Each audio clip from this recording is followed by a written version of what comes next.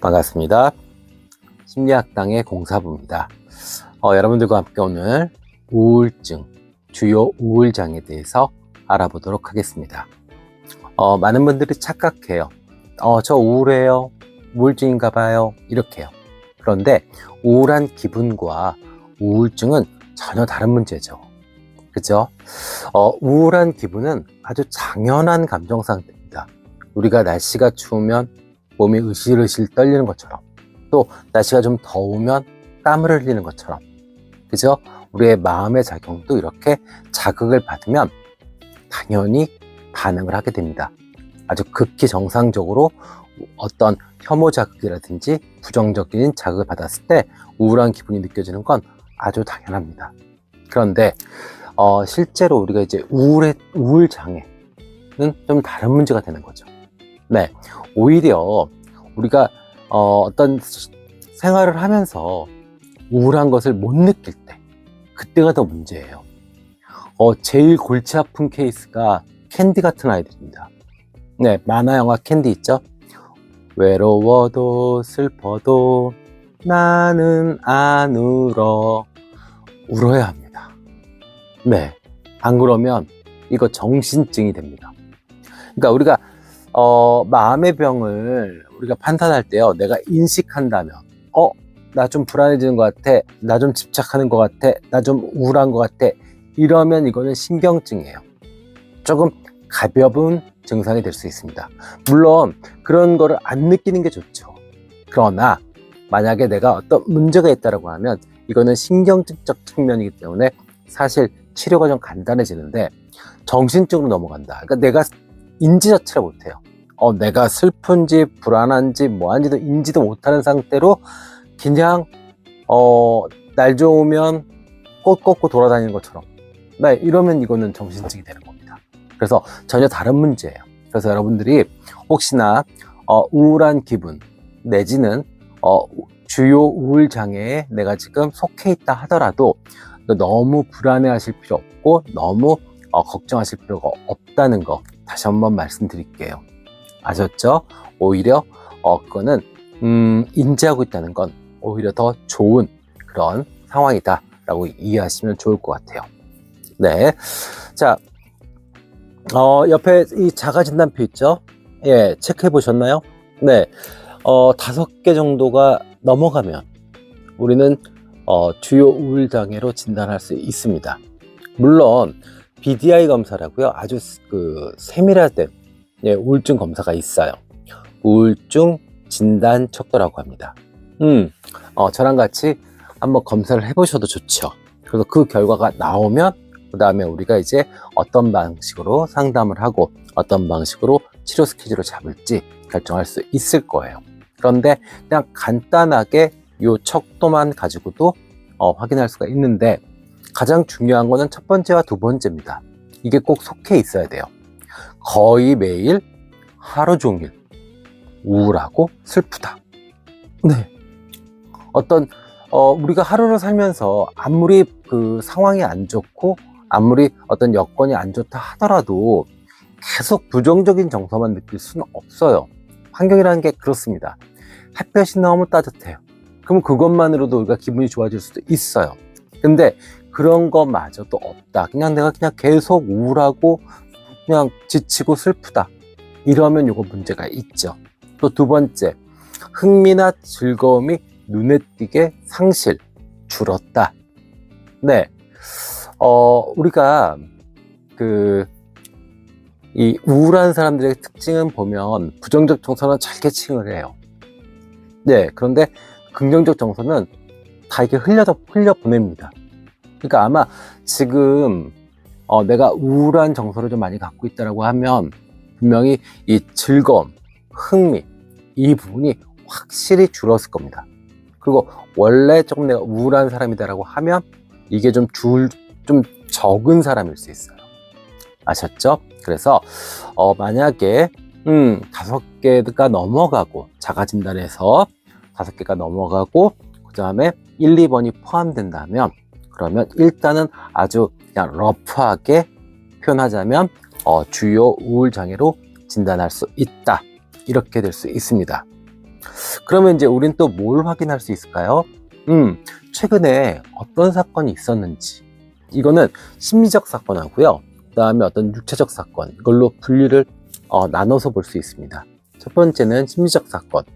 예를 들어서 내가 우울할 수 있는 어떤 그런 경험적 사건이 있었냐. 그러니까 예를 들어서 이혼, 이별, 또 아니면 뭐 퇴사, 아니면 사업이 급작스럽게 어려워지고 뭐 이런 것들이 되겠죠.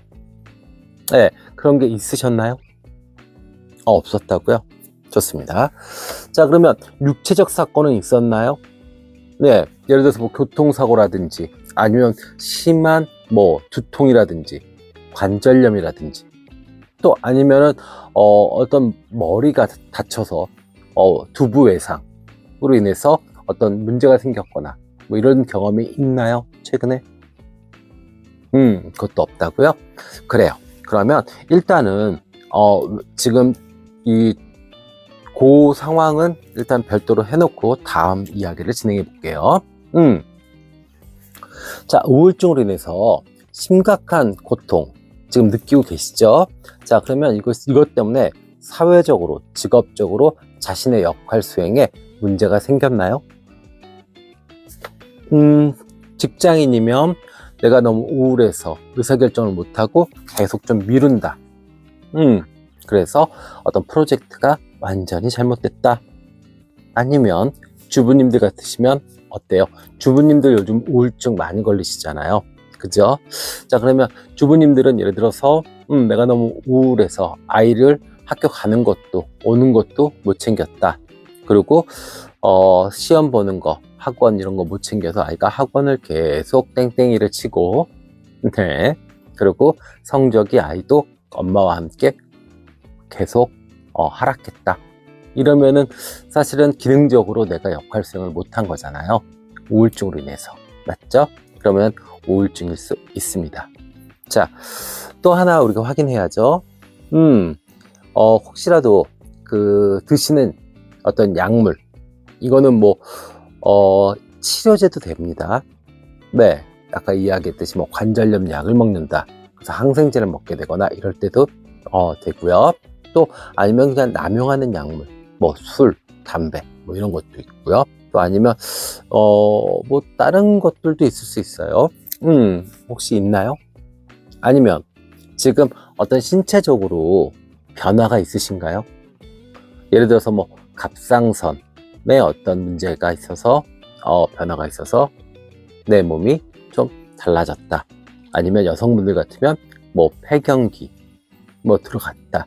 이러면은 또 문제가 거기서 원인이 발생될 수 있습니다.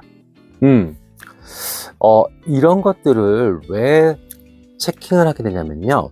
원인에 따라서 치료 방법이라든지 어떤 프로세스 자체가 달라져야 되기 때문에 그렇습니다. 무조건 우울하다고 심리상담, 심리치료하면 그건 옳지 않아요. 아셨죠? 그래서 본인들이 이렇게 확인을 좀 해보세요. 자, 그러면 우리가 정서적으로는 어떤 감정이 드세요? 죄책감, 좌절감, 고독감, 무가치감, 허무감, 절망감 이런 게 드시나요? 네. 일단은 뭐 무기력할 수 있어요. 근데 그 와중에서도 그 과정에서도 어떤 정서 자체가 이런 식의 어떤 부정적 정서가 나를 지배하고 있다라는 느낌이 드세요? 또 아니면 내가 유난히 짜증이나 분노가 많이 늘었다. 가만히 있다가 욱한다. 이것도 우울증의 한 증세가 될 수 있습니다. 우리가 그렇잖아요. 내가 건강하고 신나면 옆에서 누가 탁 쳐도 사실은 괜찮아. 육체적으로요. 근데 육체적으로 내가 몸이 아파요. 으슬으슬 몸살 감기예요. 근데 누가 툭 치잖아요. 너무 아파요. 그죠? 그럼 뭐 크게 화를 낼 수도 있죠. 예, 마음도 마찬가지입니다. 아셨죠? 자, 인지적으로는 어떨까요? 주의 집중 잘 안 되시나요? 기억력이 좀 떨어졌나요? 의사결정, 판단력이 좀 흐려지고 그 다음에 자꾸 늦어져서 우유부단한 태도를 보이게 되나요? 네, 자꾸 할 일을 미루게 되고 또 어떤 지연, 그러니까 계속 그 반복되는 지연들이 생기나요? 그렇다면 인지적으로 조금은 이 위험한 상태 맞습니다. 요즘은 이제 원래는 우울증이 20대 중반부터 사실은 시작되는 걸로 많이 알려져 있지만 요즘 대한민국은 학생들, 고등학생, 중학생들한테 너무 많은 스트레스를 주잖아요. 그러면서 이 아이들이 약간은 우울증에 노출되는 경우들이 많아요. 그럼 그 아이들이 거의 대부분 주의 집중 못하고 기억력이 많이 떨어집니다. 그러니까 학습 장애가 동반되게 되죠. 그래서 부모님들은 우리 아이가 좀 많이 무기력해졌다. 그 다음에 주의 집중 못한다. 그 다음에 기억력이 많이 떨어진 것 같다. 그래서 자꾸 짜증만 많이 낸다라고 하면 그때는 아이가 조금 우울해서 그럴 수도 있겠구나 라고 생각을 하시고 조금 아이의 기분을 좀 전환시켜주는 어머님도 그러시잖아요. 공부도 못하는 놈을 뭘 기분을 맞춰주고 뭐 어디 놀러도 데리고 가고 그러냐고. 아니요. 뭐 더럽고 치사해도 어떡하겠어요. 그쵸? 아이들이 대한민국에서 자라다 보니까 사춘기에 막 뛰놀고 경험하고 그래야 될 아이들이 계속 앉아서 학원 다니고 책상에 앉아 있다 보니까 많이들 우울해합니다. 그러니까 본인들뿐만 아니라 학생들도 자녀분들도 만약에 문제가 있다라고 하면 이렇게 좀 돌봐주시면 좋을 것 같아요. 자, 좋아요. 그러면 생리적으로는 어떤 변화가 있을까요? 일단 제일 중요한 건 아침에 일어나는 게 너무 힘들어요. 물론 아침에 벌떡벌떡 일어나는 사람이 누가 있겠어요? 군인들 말고. 그죠? 맞잖아요. 군인들 말고 일반적인 애구 어른이 아침에 일어나는 건 힘들어요. 근데 유난히 힘들다. 전에 나와 비교했을 때 지금이 너무 힘들다라고 하면 이건 약간의 우울증 증세로 볼 수 있습니다. 또 하나 행동이 좀 둔해지고 좀 처진다. 그러신가요? 네. 그 다음에 수면장애, 불면증, 아니면 또 과다수면. 우리가 무기력하면 자는 건지 안 자는 건지 모르지만 어쨌든 간에 계속 누워서 눈 감고 있어요. 그죠? 이럴 때도 주요 우울장애로 우리가 추정할 수 있죠. 자, 그 다음에 식욕. 식욕이 막 너무 감소한다. 아니면 식욕이 너무 폭발한다. 이럴 수도 있어요. 예. 그러니까 어떤 일정한 나의 리듬에서 벗어났을 때, 우리가 조금 관심 있게 봐야겠죠. 혹시 지금 그런가요? 그 다음에 그걸로 인해서 체중의 변화가 급작스럽게 변화가 생긴다. 갑자기 한 10kg가 쪘다. 한두 달 사이에. 또 10kg가 빠졌다. 이러면 이것도 문제가 있을 수 있죠. 그 다음에 아주 우리가 간단하게 우리가 확인할 수 있는 거는 분명히 이 우울한 정서, 우울증은 우리의 면역 기능을 떨어뜨려요. 몸과 마음은 함께 갑니다. 그렇기 때문에 이 우울증 환자들이 감기에 자주 걸리게 되고 또 감기 증세가 오래 갑니다. 잘 낫지도 않아요. 혹시 내가 지금 그렇다면 이거는 우울한 정서를 우울증을 빨리 극복하셔야 됩니다. 원인은 여러 가지로 볼 수 있는데 일단은 종합적으로 봤을 때는 주요 생활 사건이 원인이 됩니다. 그러니까 내가 원래도 좀 다운돼 있고 내가 원래 좀 다크한 사람이고 원래 좀 기운이 이렇게 발랄하지 않아요. 근데 우울한 정서가 좀 있는데 갑자기 우울증으로 확 돌아서는 거는 아까 제가 얘기했지만 주요한 생활적 사건, 그러니까 어떤 생활에서의 큰 변화들이 생겼을 때 그것이 스트레스로 작용이 되고 그러다 보면 빵 하고 우울증으로 나타날 수 있죠. 맞죠? 자, 그 다음에 사소한 생활 사건, 그러니까 가랑비에 옷 젖듯이 계속 그 환경적인 조건 아니면 대인관계에서 어떤 그런 문제들이 생겨요. 그러니까 어떤 긍정적인 정서는 긍정적인 반응은 받지 못하고 부정적인 반응만 계속 받게 된다면 이거는 우울증으로 가는 길이 됩니다. 또 사회적 지지 결여, 그러니까 우리가 그 스몰 토킹이라고 하잖아요. 그죠? 그러니까 가족끼리도요, 스몰 토킹을 좀 많이 해주시면 좋아요. 그것도, 그냥 칭찬하는 스몰 토킹 있잖아요. 오늘 많이 예뻐졌네? 오늘 좋아졌네? 오늘 얼굴이 좋네? 뭐 이런 식으로요. 이렇게 하시면 분명히, 가족 누구나, 뭐, 아내가 됐든 남편이 됐든 아이들이 됐든, 분명히, 초기에 우울한 그런 정서들은 좀 막을 수 있습니다. 네, 그래서 이 우울증의 가장 큰 원인으로 세 가지를 지목을 하게 됐고요. 또 세부적으로 들어가게 되면 부모님의 관계에 대해서, 그러니까 결혼하신 분이라고 하면 이제 원가정의 부모님과의 관계를 물어보게 됩니다. 네, 정신역동치료, 예, 정신분석치료에서는 이 분노의 감정이 결국에 자신을 향했을 때, 그랬을 때 이 우울의 감정으로 바뀐다라고 이야기를 합니다. 그러면 정신분석에서는 이 아동기에 집중을 하게 되잖아요. 그러면 아동기에 부모님과의 어떤 동일시, 우리는 아이들은 부모님을 통해서 배우고 보호받고 양육되죠. 그렇기 때문에 어쩔 수 없이 동일시될 수밖에 없습니다.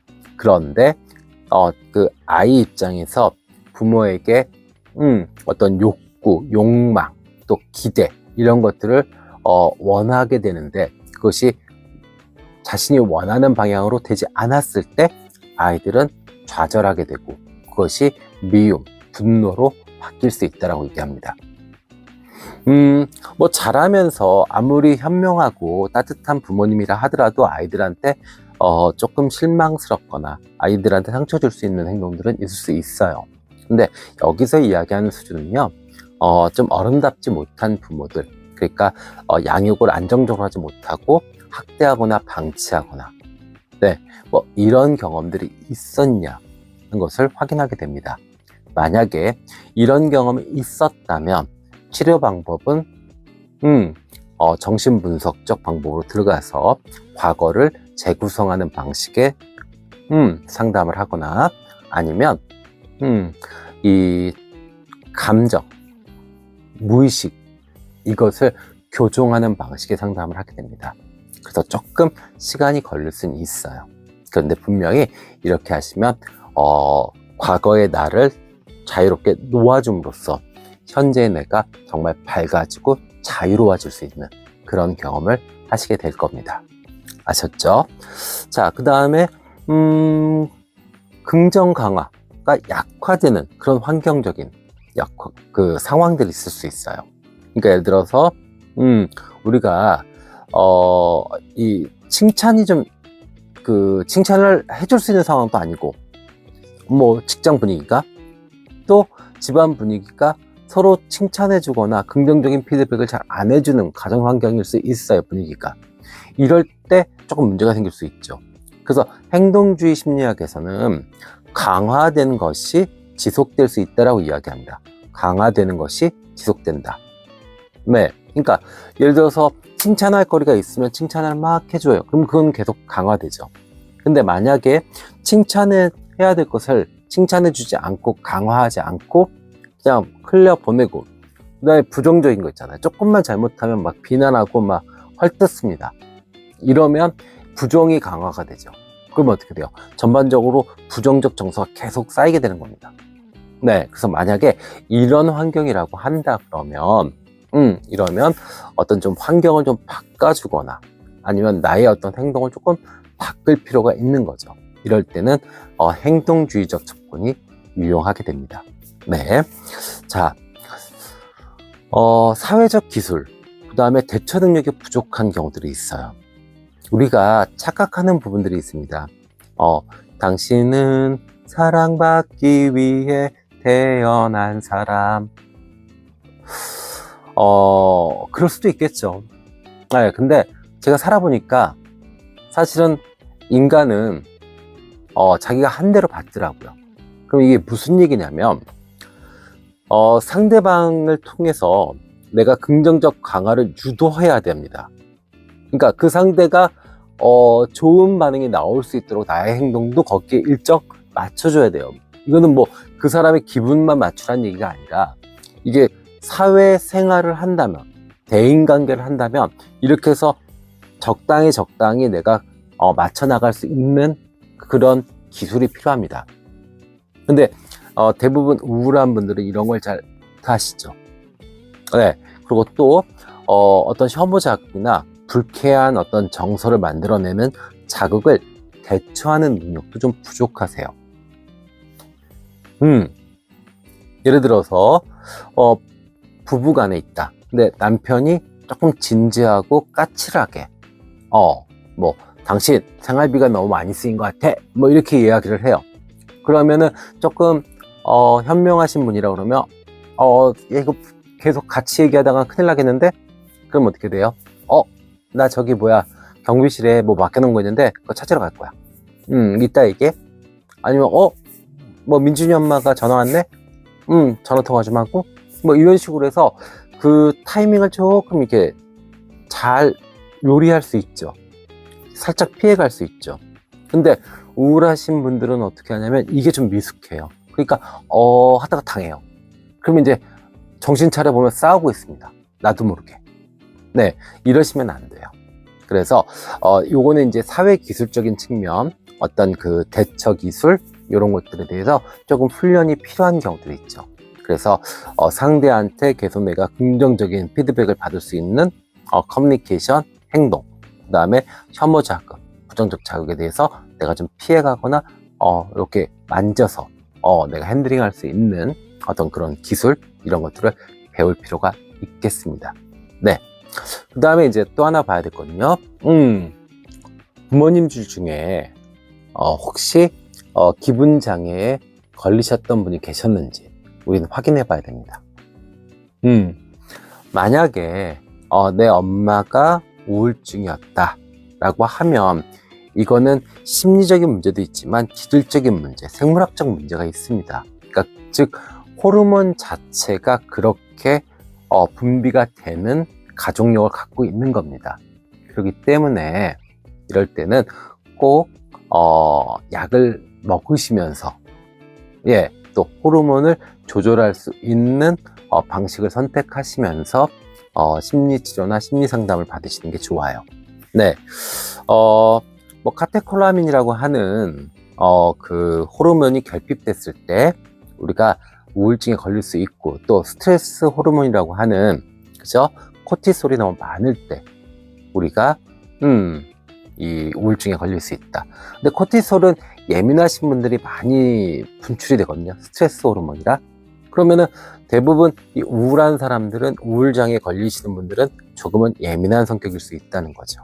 그럼 이거는 성격적 특성이 아니라 기질적 특성이 되니까 꼭 약을 드시면서 치료를 하시는 게 좋습니다. 네. 자, 임상적 특징이요. 우울장애의 임상적 특징은 걸린 사람이 또 걸린다고 합니다. 그래서 한번 걸린 사람이 재발되는 확률은 50배에서 60%고요. 또 재발됐던 사람이 다시 세 번째 발병되는 경우는 70%가 넘는다고 합니다. 그렇기 때문에 우리가 단순히 그냥 기분이 우울한 것과 이 우울장애로 넘어가는 이런 것들을 조금 주의하셔야 되고요.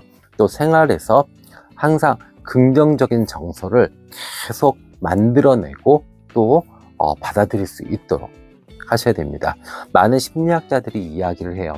우울한 사람들의 기본적인 특징은 긍정적 정서는 캐치하지 못하고 부정적 정서는 잘 캐치한다고 합니다. 그러니까 똑같이 하루를 살아도 즐겁고 신나는 것은 기억이 잘 안 나고 느껴지지도 않아요. 그런데 기분 나쁘고 슬프고 무가치하게 느껴지는 사건들은 너무 많이 기억에 남고 체킹하게 되죠.